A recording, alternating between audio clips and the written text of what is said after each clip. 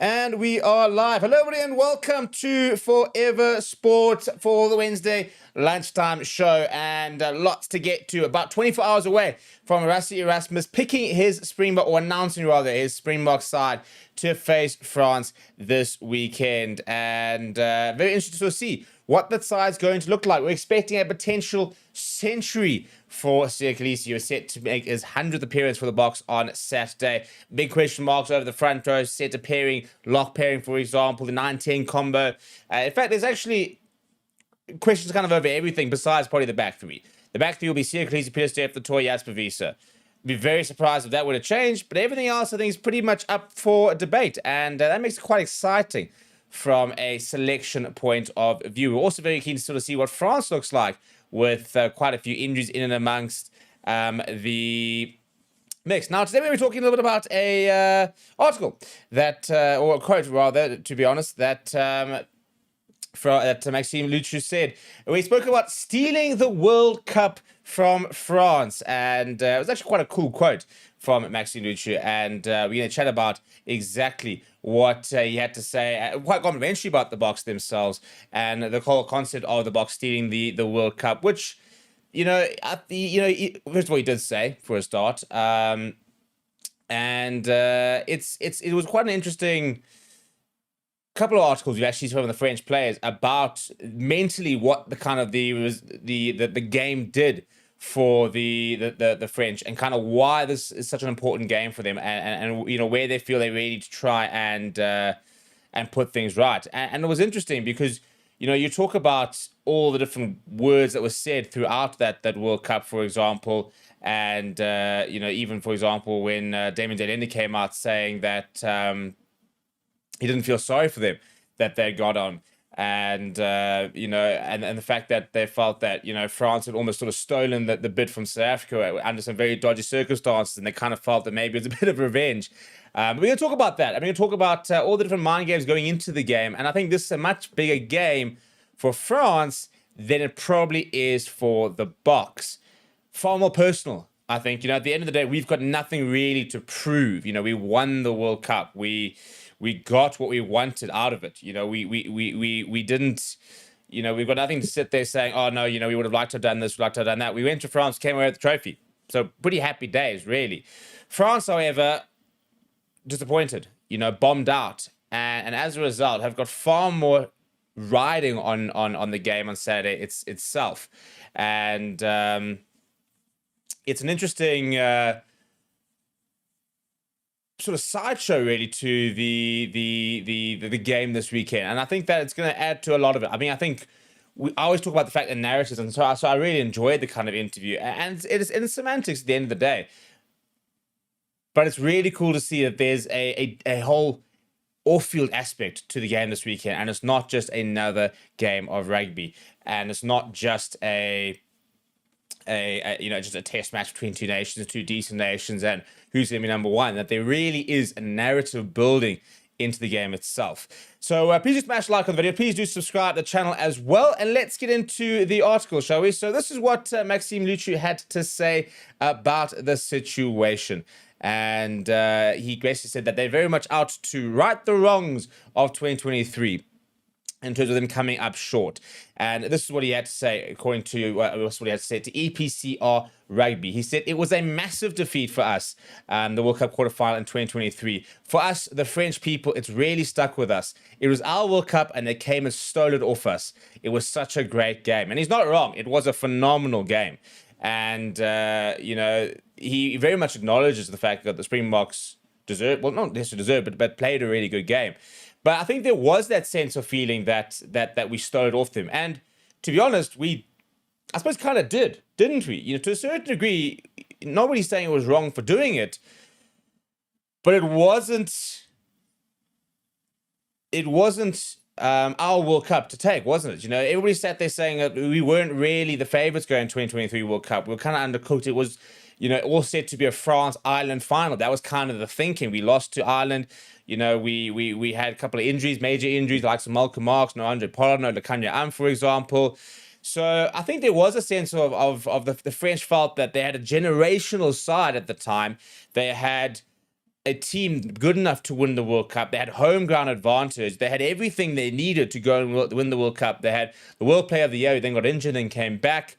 And within 80 minutes, this whole idea of we're going to go and lift this Webber's trophy in front of our home crowd was completely shattered by a Springbok side that went on to go and win the World Cup. And going on, he said he spoke about the Boks themselves in terms of the team and what they bring. And he said they're much more than just brutes. He said it's true, they're unbelievably strong, but they've also got a lot of quick and nimble youngsters coming through. There's talent everywhere. They're a complete side. He then said we can't wait to take them on. They're back-to-back world champions.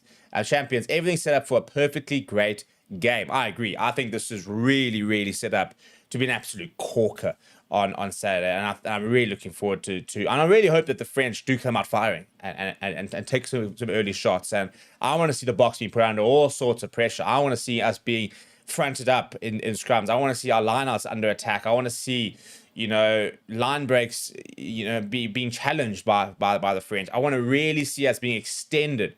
I want to see a sense of a grudge match. I want to feel that there's almost a bit of a hostile environment within the Stade de France, because that is what we need in the sport. We need games like this where there is a sense of, you inverted commas wronged us and we're going to set things right. And it's, as I said, no one's sitting there saying it was an illegal thing and, how dare you do it. And we got to stop being so sensitive in rugby. We really do. We've got to stop getting so uptight about anything that anyone says being taken so personally. Because I think a lot of it, we need to build these kind of rivalries. So when Maxime says, it was our World Cup when they came and stole it from us, I don't think it's a sense of entitlement in terms of they believe that the World Cup belonged to them, but they just were so aware that that was their best chance to win a World Cup. And it was. It 100% was. Look at what World Cup advantage has done. South Africa 1995, I don't think they win the World Cup outside of South Africa. Does New Zealand win the World Cup in 2011? Potentially, but if that wasn't France, you think of how close that final was, then I think that the French could have gotten the job done. So I do think that home ground advantage definitely plays a role. 100% plays a role. And it's not a case of them being entitled, but, you sit there and you probably start to believe that the stars have aligned. You've got a World Cup at a time where you are one of the best sides in the world. You've got a few generational players, and you're sitting there and you're so confident in the fact that you're going to go and lift this trophy, and then bang, all of a sudden you've been dumped out in the quarterfinals. Quarterfinal exit. I mean, that's a failure by that French team in the World Cup to be dumped out in the quarterfinals. Regardless of the fact that you lost to the Boks who went on to go and win, for example, you would have sat there beginning of the tournament as a French fan saying, we needed to go to the final. That should have been the minimum expectation, was to get to a final, and they didn't even get to a semi. They got dumped out of the first opportunity, really, at first playoff game. They managed to get through the group stage and then got dumped out in the first playoff game. And I think it hurt. It really did hurt. Having been over there at the time and experiencing the whiplash and the how heartbroken the French were. And there was a lot of anger. Obviously, a very controversial match. A couple controversial calls, for example. Lots of people saying that the referee didn't punish, for example, the Ibn Etzebeth knockdown, for example. I still think it's a pretty good decision, and I've watched it over and over and over and over again. But it was a controversial game, as are any 1 point games. And that's another thing, 1 point, a single point. So that really just sort of added to all the fuel, and it really then felt like it was kind of the Boks against the world within France, because we had become public enemy number one, having beaten them in their own World Cup. So it was quite a cool article from Maxime Lucci. It's very complimentary about the Boks, but it shows that there is a feeling that the Boks took that trophy from them, and I think it's basically indicating that this game is personal. It is personal. It's not just another game for France. It is personal. They want to go out and prove a point this weekend. They want to go out and show that they can beat the Boks, that that they are our equals. They want to show they can get the job done when the pressure is on. So it's a really, really cool narrative that's starting to be built up around the game. And I'm hoping it's going to deliver a really good spectacle, because the problem is, even last week we had a bit of hype being built up around, Ireland versus New Zealand, the rematch, inverted commas, that they had sort of dubbed it as, and it delivered such an awful product on Saturday, where the only thing we talked about was the Ty Burn red card, which has been rescinded. A lot of people disagree with me where I said that I can see why it was a red card. I still can see why it's a red card. I think it's an unfortunate incident, but I still think you look at the letter of the law, for example, you can understand why it's gone there. And I do think that Ty Burn gets very unlucky with the timing, but I also think that he doesn't help the cause by moving forward with his arms, crossed across his face, his chest, which is a bit of a silly thing, but it has been rescinded, so he's gotten away with it. And I know a lot of Bok fans are quite annoyed because they're saying that, a red card happens to Ty Burn, that gets rescinded, he's free to play this weekend. Jan Vessel's currently serving an 8-week ban, despite there being no video evidence of the alleged incident that's got him banned. So there's a lot of off-field conversations happening at the moment, and not enough basically on the games themselves. And I also think that the biggest problem over the weekend is that Ireland versus New Zealand just served up such a ball fest. Let's call it a spade a spade. Up until the last 10, 15 minutes, it was horrendous. It was a really, really tough watch. And I'm just hoping we really get a better game this weekend between the Boks and France than what we saw there, because that was just a horrible, horrible game. And I think we will. I do think that the game is, and I think that the Boks are playing well at the moment. So I think that they're playing better than Ireland are. They're playing better than New Zealand are. And so France will have to play well to nullify that. So, from a Bok perspective, if the French don't pitch up and we go and put 30-40 on them, we're going to be very happy. We're going to say it's a great game. If the French do pitch up and it becomes quite a intense clash, then it should also be quite an entertaining game. So I think that hopefully we have got a French team which can play some really nice rugby. I mean, we saw them against the All Blacks, a young team, a very much rotated team, took the All Blacks on and actually played some really cool rugby at a stage. And they've got some very, very exciting players who can come in and change a game. So I think that there is enough form and hopefully, especially, and France always play at a relatively high level, because especially the top 14 is operating at such a high level. So it's not a case of players who've been playing, all over the place and then kind of come together or haven't been playing a lot of rugby. Much like, I think that was the problem with Ireland. I think a lot of those players haven't played enough recently, and they just didn't really click. We saw England looking much better for against the Wallabies, despite having not played, but we didn't see that with Ireland. They just didn't click. They had, I think, no line breaks. And when do we ever see an Irish side not have any line breaks? So it was a very uncharacteristically poor Irish performance. And the one thing that they used to worry about if you're a French fan is the fact that France haven't played. That they haven't been able to get out there and have a hit out. So this will be the first time they've played properly as a group together, pretty much since the Six Nations, because it is a bit of a different squad to what we saw in the mid-year series up against the All Blacks. The Boks, the complete opposite. They've played a lot of rugby together, and they've been together now, bar a 2-week sabbatical for close on 2-3 months. They've been together basically since the end of June. So it's a much more settled Boks side up against a French side that are a bit of an unknown, really. So it's a cool situation to be in, because I think that it favors, if these two teams are playing at their absolute best, home ground advantage, you're kind of saying, well, France probably have the upper edge. But the way we've played so far this year, all of a sudden we're kind of going with a bit of confidence, saying, we're going to go and beat this French side. And we're going to go and really break their hearts again and go back-to-back games instead of France, which would be absolutely epic if we do. So going to some of the comments, Murray Ross says, I haven't really seen much hype about this game compared to others. Thoughts? I think there has been some. I think that generally we're a bit quiet at the moment. I think we've kind of not really got into the automation series, and I think that we had a quiet week. I think what didn't help last weekend, genuinely, and I'm going to say it again, I don't think the Ireland-New Zealand game helped last weekend. So I think that, we were kind of getting up for automation series. We saw a nice game against Japan where the Boks played well, and we were like, oh, this is cool. And then it all kind of just fizzled out because we saw an absolute terrible match between Scotland and the USA, where Scotland just trounced them, and we saw an awful match between Ireland versus New Zealand, and even the Wallabies versus Australia. I think a lot of people were hoping that was going to be closer. So I think that when we see games that just don't quite live up to the hype, we maybe then sort of just don't get as excited. But I think that as the weekend rolls on, I think we'll start to get more excited about this game. And I think that the Ireland game will probably be the big hype, because I think it always takes us a while to get into the Autumn Nations series. You know, it's not quite the Six Nations sort of spectacle, for example. It sometimes takes a while to really get into it. You know, we've also had international, so it's not like, you know, the mid-year series for the Boks, where suddenly like, oh, Boks season's back, first Boks game of the year. So I understand what you're saying in terms of the hype. I don't think there's been any less, for example, or more media. I just think that we've had so much rugby recently, we're maybe not as excited as we might have been if this had, for example, in the first game of the season. But I do think as we get into the weekend, a lot of this will start to pick up.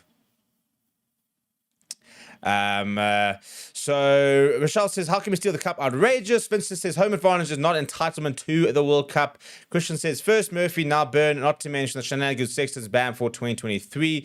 Ivan P says, for me, just churning up media hype, latching on to everything possible to build this one up on all levels, which is all good. Well, I think so. You know, I think that, and that's kind of the role of the media, isn't it? You know, so, you know, at the end of the day, if you're going to sit there and say, no, but you know what, he actually meant this, and I think it's you know, we've got to try and find these narratives. We've got to expand on these narratives. And that's kind of the whole point, isn't it? Is to say, well, what do you have to say about it? And why sort of they saying it? And even if it's a fleeting comment and he maybe doesn't say it with the kind of aggression and the steeliness that, you know, some people might think, it still provides an insight as to what the French are thinking, that they still believe that, you know, that they buckled and that it hurt. And I think that there is a certain amount of, not necessarily animosity, but there's a certain amount of, we've got to go and show this Boks side. We've got to go prove a point against them. And I think that gives us an indication that they're going to come hard at us. And that's what we really, really want to see. So Ivan says, yes, it's a huge test, but Eden Park meant more for me. If the French get this over the line, then good on you, but the World Cup is still the Boks. If I had to choose one, I'd rather have a Dublin win. I don't know. I think I kind of prefer to beat France, to be honest, especially the way that Ireland played last week.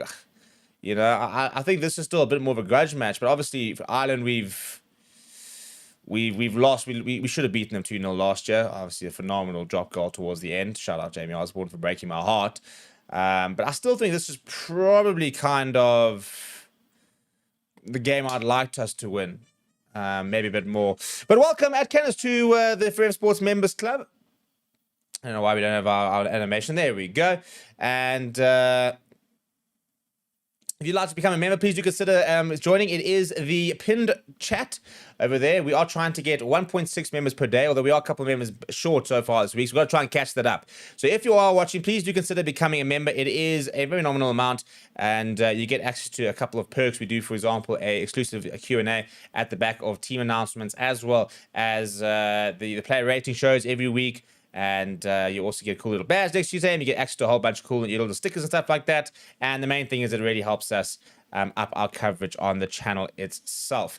Christian says, yeah, I mean, Eden Park was the big one. I think the Dublin test is more important than this France game. We owe the Irish one. K3A says, considering they stole the hosting, don't think they can complain we stole the title. That was what David Lindy had to say.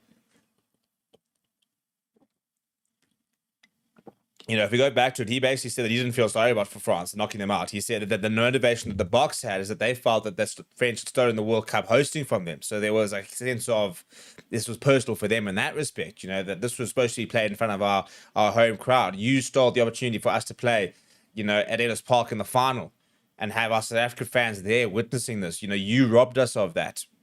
You know, all these players will never play in a home World Cup. So I think that that's where it was really personal for the Boks. And he said, and I'll quote it over here. He said, Rusty brought it up, and it's hard because sometimes you read things and it's always made out to be that we are the bad guys, but people forget what France did to host the World Cup again. So yeah, I don't feel sorry for them. It's sport. It's tough losing by 1 point, especially in the quarterfinal, but it is what it is. And they also said, we haven't hosted a World Cup since 1995. And I don't know when we will host another World Cup in South Africa. But 2023 was probably our best chance, and it felt like it was in our hands and then just got taken away from us. So, yeah, I mean, that's when it was very, very personal for the Boks. Now, fast forward 2 years, it's very personal for the French because they're now sitting there saying, well, you basically embarrassed us in our own home World Cup. And we kind of felt that we kind of exacted our revenge. But now they're going to try and exact their revenge on Saturday. And I hope they come all guns blazing, and I hope it's an absolute cracker of a game, because it is a late night kickoff, and we're going to have to dig deep to get through it. But we obviously will be live on the watch along, and we will have player ratings and the likes of that. So don't you stress. It is going to be a busy Saturday evening. But in terms of some other news, in terms of predictions, for example, for a team, they are open, people. Go to mypicks.app and get your predictions in. If you haven't seen the app, this is what it looks like. Let me pull it up over here and see what you got. And basically, we want to try and really see how many people we can get to go and predict the box side, because it's going to be an interesting one to try and predict. So tomorrow we'll be doing our prediction show. But basically, this is kind of what it's all about. And you can go to mypicks.app. That is the domain. And you can go and try and predict the box side, which is you go to basically you go onto the website, and it looks a little something like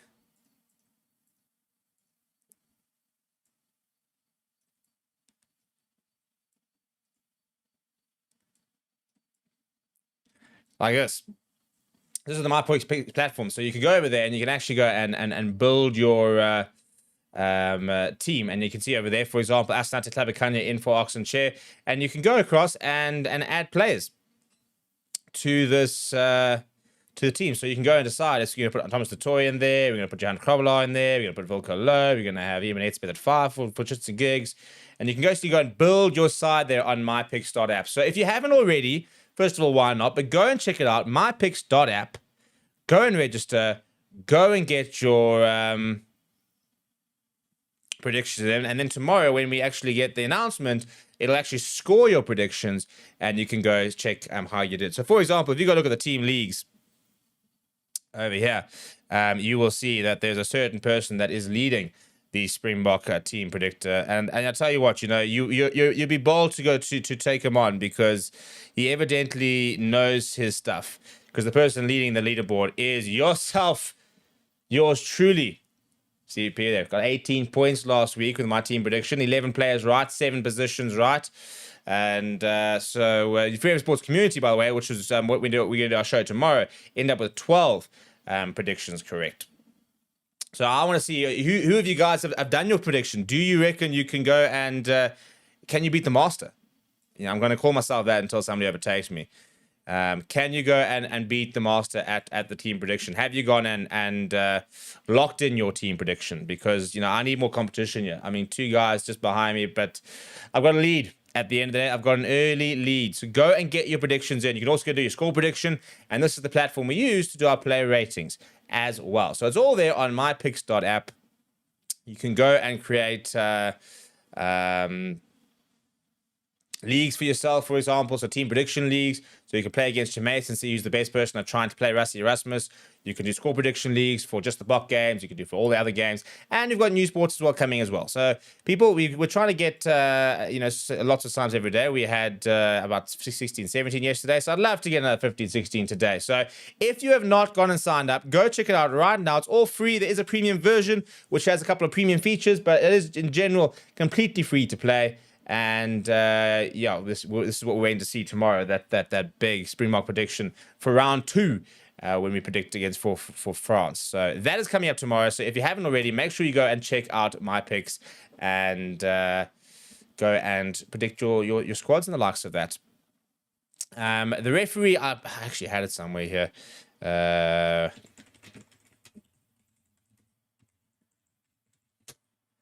can tell you in a second. The referee for this weekend is this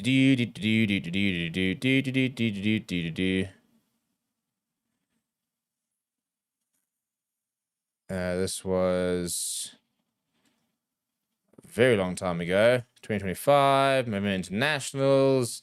The appointment for this weekend is here we go. It's Angus Gardner is our referee. He'll be assisted by Nika Amashkeli and Christopher Ridley. Ian Tempest is the TMO, and your bunker and the likes of that is Andrew Jackson.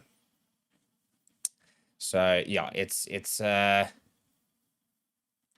hopefully Angus Gardner has a quiet game. That's all I want. It's all I ever want when it comes to referees. You want referees to have a quiet game. You don't want to just basically be talking about referees. That's the best result you can get when it comes to refs, that you just don't end up talking about them a lot. Whether we'll get that, well, time will tell. Time will tell. Also, interesting news, if you haven't seen, Lekanya has officially departed the Sharks and will not play again for the Durban-based side. So lots of changes happening down there in Durban. He has officially joined the Mitsubishi Dynaballs and will be playing in the Japan Division 1 top league moving forward. I think it's a good move for Lekanya. I really do. I think that, he's not been the Lekanya of old for a while now. He's 32 at the end of this month, so coming to the last 2-3 years of his career, going in the bank, go and get some cash money in. Because I think with that knee injury, he might have a curtailed career. And it's sad because I think that we missed out on a player who could have and should have played many, many more tests. But unfortunately, due to injuries, just never quite got there. And I think it's sad that he would never... I mean, in fact, thinking that he didn't even get to 50 tests is quite sad.